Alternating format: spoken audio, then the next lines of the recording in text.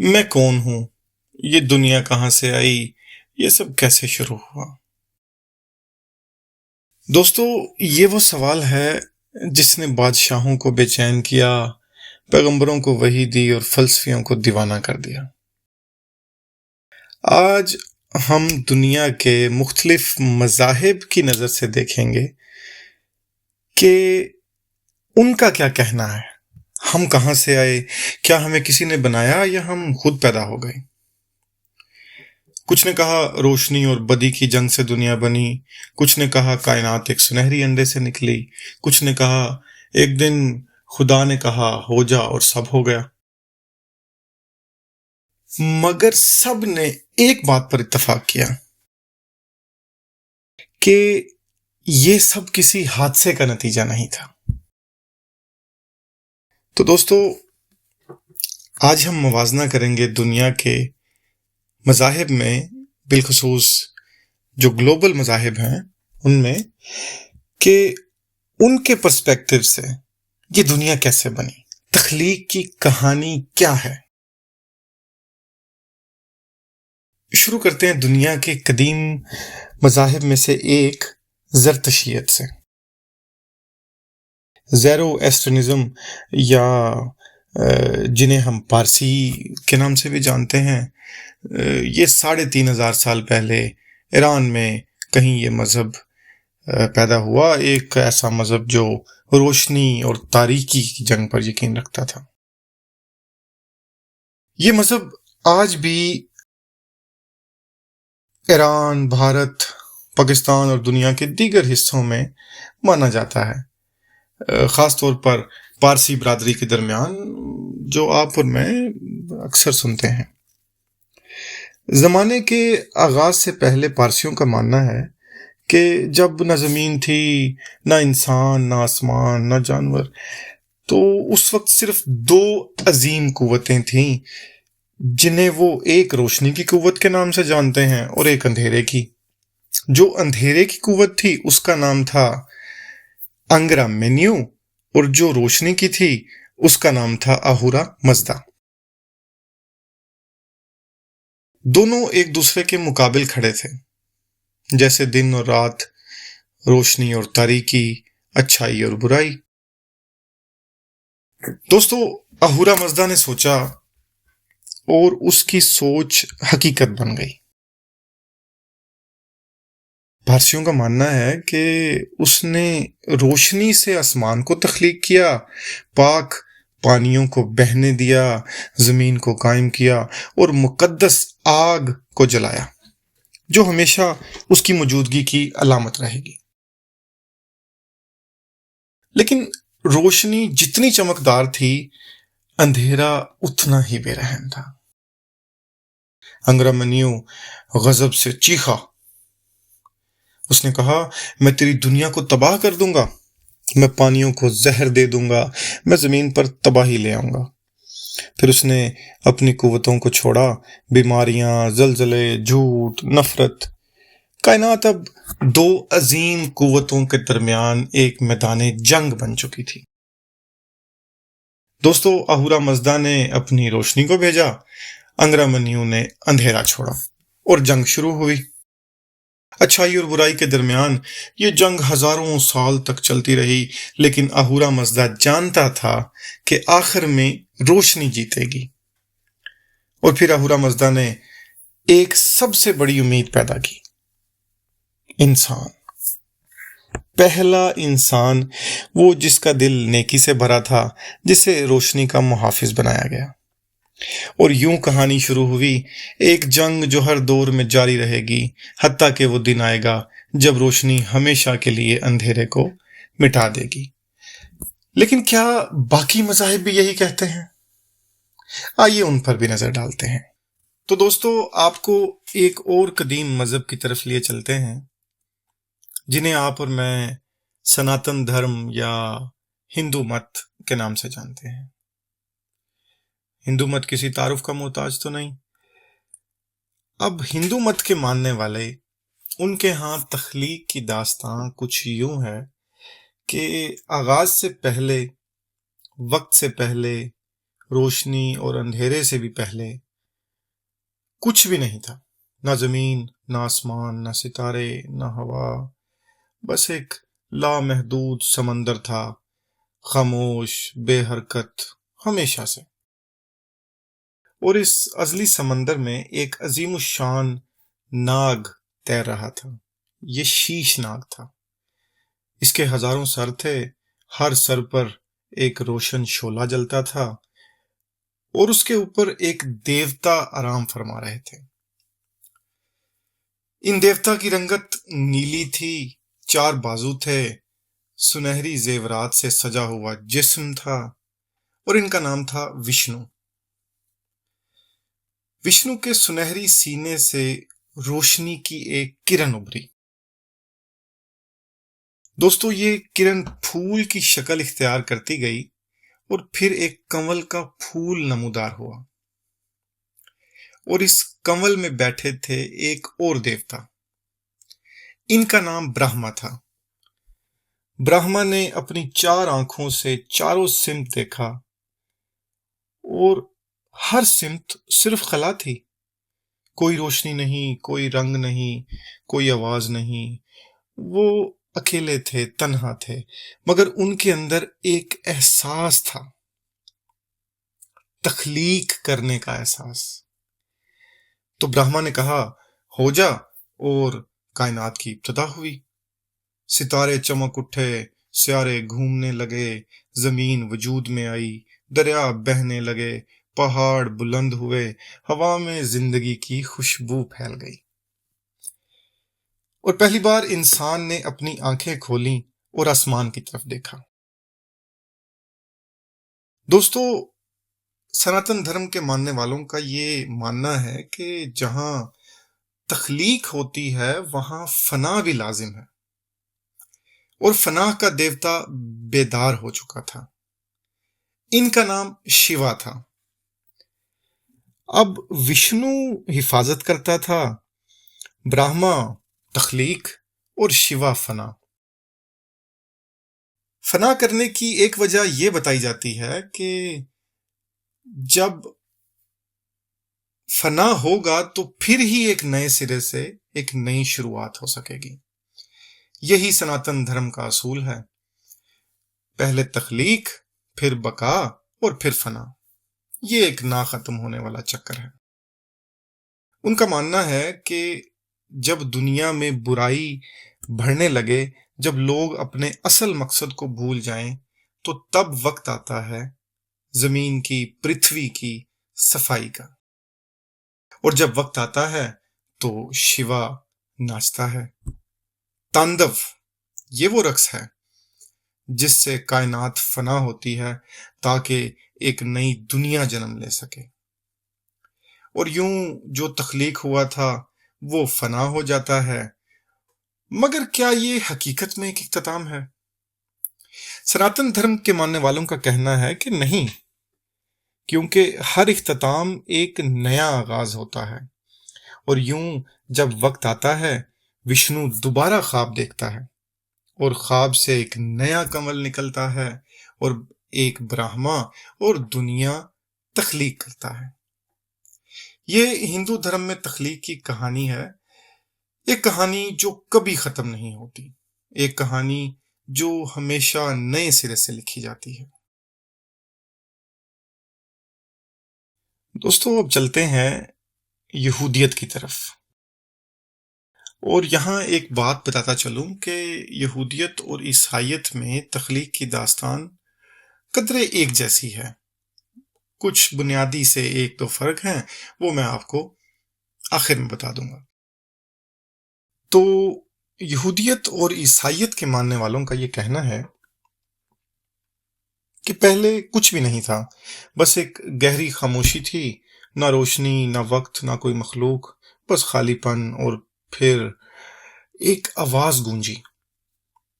یہ خدا کی آواز تھی، اور خدا نے کہا، روشنی ہو، لیٹ دیر بی لائٹ، اور روشنی ہو گئی۔ پھر خدا نے زمین اور آسمان کو الگ کیا، زمین کو پانیوں کے بیچ میں رکھا، سمندر، پہاڑ اور درختوں کو وجود دیا۔ اس کے بعد دوستو خدا نے آدم کو اپنے ہاتھوں سے بنایا اور اس میں اپنی روح پھونکی اور آدم نے آنکھیں کھولیں۔ وہ پہلی مخلوق تھی جسے اختیار دیا گیا، چننے کا اختیار، نیکی اور بدی میں تمیز کرنے کا اختیار۔ مگر دوستو آدم تنہا تھے، اکیلے تھے، اور انسان تنہائی کے لیے ہرگز نہیں بنا تھا اور خدا یہ بات جانتا تھا۔ پس خدا نے آدم کی پسلی سے ایک اور مخلوق بنائی، یہ حوا تھیں۔ حوا اور آدم باغ عدن میں رہنے لگے، دی گارڈن آف ایڈن۔ یہ ایک جنت جیسا مقام تھا جہاں آدم اور حوا آزاد تھے، خوش تھے، اور جہاں ہر چیز ان کے لیے تھی، مگر خدا نے ایک حکم دیا۔ ایک درخت تھا جس کا پھل وہ نہیں کھا سکتے تھے۔ خدا نے کہا باغ کے ہر درخت کا پھل کھا سکتے ہو، مگر اس درخت کا نہیں، کیونکہ جس دن تم نے اس میں سے کھایا اس دن تم مر جاؤ گے۔ دوستو ایک اور مخلوق تھی۔ یہودیوں اور عیسائیوں کا ماننا ہے کہ یہ مخلوق سانپ تھی، اور یہ عام سانپ ہرگز نہ تھا، بلکہ ایک ایسا وجود جو جانتا تھا کہ انسان کے دل میں سوالات کیسے پیدا کیے جا سکتے ہیں۔ کیا واقعی تمہیں اس درخت کا پھل کھانے کی اجازت نہیں؟ سانپ نے حوا سے کہا، کیا خدا نے تمہیں یہ کہا؟ حوا بولی، ہم باغ کے ہر درخت کا پھل کھا سکتے ہیں، مگر اس درخت کو نہیں چھو سکتے، ورنہ ہم مر جائیں گے۔ سانپ نے بڑے طنزیہ انداز میں جواب دیا، مر جاؤ گے؟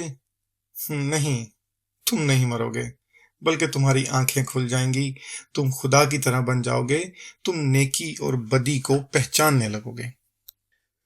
تو دوستو حوا نے وہ پھل کھا لیا اور آدم کو بھی کھلایا، اور جیسے ہی انہوں نے کھایا سب کچھ بدل گیا، اور پہلی بار انسان نے خود کو کمزور محسوس کیا۔ خدا نے آواز دی، آدم کہاں ہو؟ اور خدا نے آدم کو بلایا، مگر وہ چھپ گئے کیونکہ اب وہ خوف کو جان چکے تھے۔ آدم نے جواب دیا، میں نے آپ کی آواز سنی اور میں ڈر گیا کیونکہ میرے جسم پر کپڑے نہیں تھے، اس لیے میں چھپ گیا۔ خدا نے کہا، تمہیں کس نے بتایا کہ تمہارے جسم پر کپڑے نہیں؟ کیا تم نے وہ پھل کھایا جس سے میں نے منع کیا تھا؟ آدم نے جواب دیا، حوا نے مجھے دیا اور میں نے کھا لیا۔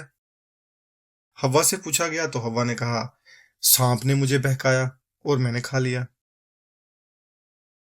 تو پھر خدا نے کہا، تم نے میرے حکم کو توڑا، اب زمین پر تمہیں محنت اور مشقت کرنا پڑے گی، اور پھر تم مٹی میں واپس چلے جاؤ گے کیونکہ تم مٹی سے بنائے گئے ہو۔ اور حوا سے کہا، حوا تمہاری اولاد درد کے ساتھ پیدا ہوگی، اور تمہاری خواہش تمہارے شوہر کی ہوگی اور وہ تم پر حکمرانی کرے گا۔ اور سانپ سے کہا، اور تم سانپ ہمیشہ زمین پر رینگتے رہو گے، عورت کی نسل تمہارا سر کچلے گی اور تم اس کی ایڑی پر کاٹو گے۔ تو دوستو یوں انسان جنت سے نکال دیا گیا اور وہ اپنی آزمائش کی دنیا میں داخل ہوا، جہاں اس نے محنت، آزمائش اور نجات کا سفر طے کرنا تھا۔ دوستو یہودیوں اور عیسائیوں کا یہ ماننا ہے کہ یہ سفر تو تھا مگر امید ابھی باقی تھی۔ دوستو اگلے مذہب کی طرف بڑھنے سے پہلے میں آپ کو عیسائیوں اور یہودیوں کے ہاں جو ایک بنیادی فرق ہے اس داستان میں وہ بتاتا چلوں کہ عیسائیوں کے ہاں شیطان نے سانپ کا بھیس بنا کے حوا سے بات کی، جبکہ یہودیوں کا ماننا ہے کہ وہ شیطان نہیں تھا بلکہ صرف سانپ تھا، ایک جانور تھا۔ بس اسی طرح کے کچھ بنیادی فرق ہیں۔ تو دوستو اب بڑھتے ہیں اگلے مذہب کی جانب جو اسلام ہے، دنیا کا دوسرا بڑا مذہب۔ دوستو، کبھی ایسا وقت تھا، مسلمان ان کا یہ عقیدہ ہے کہ جب کچھ بھی نہیں تھا، نہ آسمان، نہ زمین، نہ ستارے، نہ وقت، پھر اچانک ایک حکم گونجا، ایک آواز جس سے خاموشی ٹوٹ گئی۔ یہ آواز تھی کن، اور پھر ایک دھماکہ، ایسا دھماکہ جس کی گونج نے کائنات کو تخلیق کر دیا۔ یہ بگ بینگ تھا، وہ لمحہ جب روشنی اور توانائی کا طوفان چھا گیا، کھربوں ستارے پیدا ہوئے، کہکشائیں وجود میں آئیں، اور خلا کا ہر گوشہ زندگی سے بھرنے لگا۔ لیکن زمین، وہ بھی ایک دہکتا ہوا گولا تھی جسے ٹھنڈا ہونے میں لاکھوں سال لگے۔ سمندر وجود میں آئے، پہاڑ بلند ہوئے، ہوائیں چلنے لگیں، اور دھیرے دھیرے زندگی کی چنگاری بھڑکنے لگی۔ اور پھر وہ لمحہ آیا جس نے سب کچھ بدل دیا۔ جب زمین تیار ہو گئی، اللہ نے فرشتوں کو جمع کیا اور فرمایا، میں زمین پر اپنا نائب بنانے والا ہوں۔ فرشتے حیران ہو گئے، وہ سراپا اطاعت تھے، مگر ان کے دل میں سوال تھا، اے ہمارے رب، کیا تو ایسے کو پیدا کرے گا جو زمین میں فساد کرے گا اور خون بہائے گا؟ مگر اللہ نے فرمایا، جو میں جانتا ہوں وہ تم نہیں جانتے۔ اور پھر تخلیق کا سب سے حیرت انگیز لمحہ آیا۔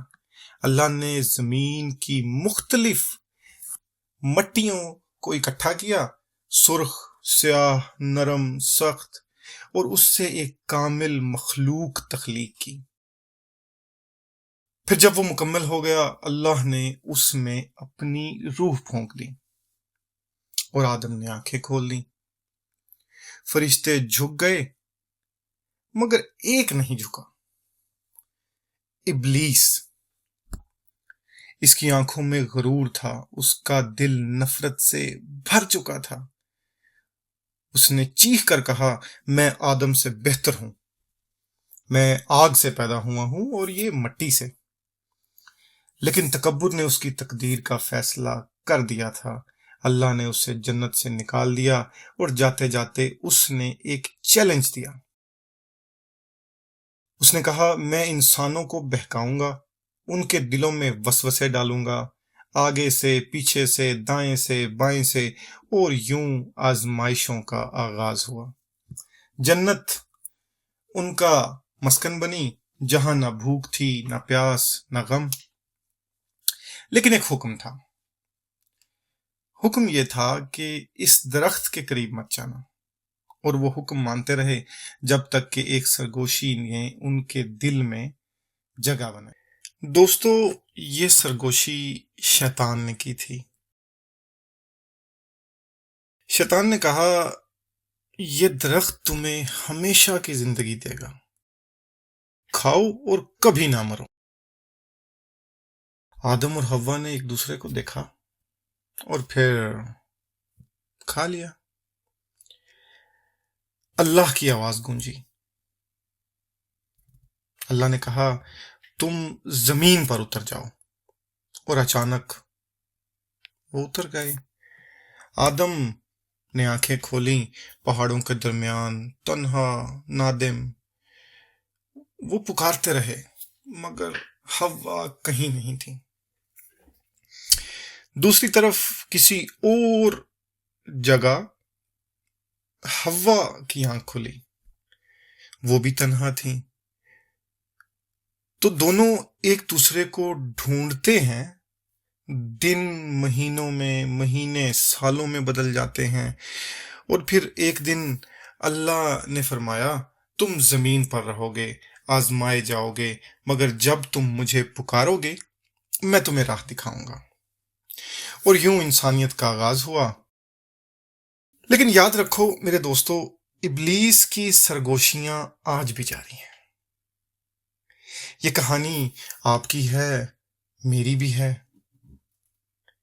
میرا سوال یہ ہے کہ آپ کون سا رستہ چنیں گے؟ دوستو آج کی داستان یہیں تک، اور اگر آپ کو ایسا کنٹینٹ اچھا لگا تو پلیز سبسکرائب کیجئے، اور ملتے ہیں آپ سے ایک اور انٹرسٹنگ اور انفارمیٹیو ویڈیو کے ساتھ. تب تک کے لیے اللہ نگہبان.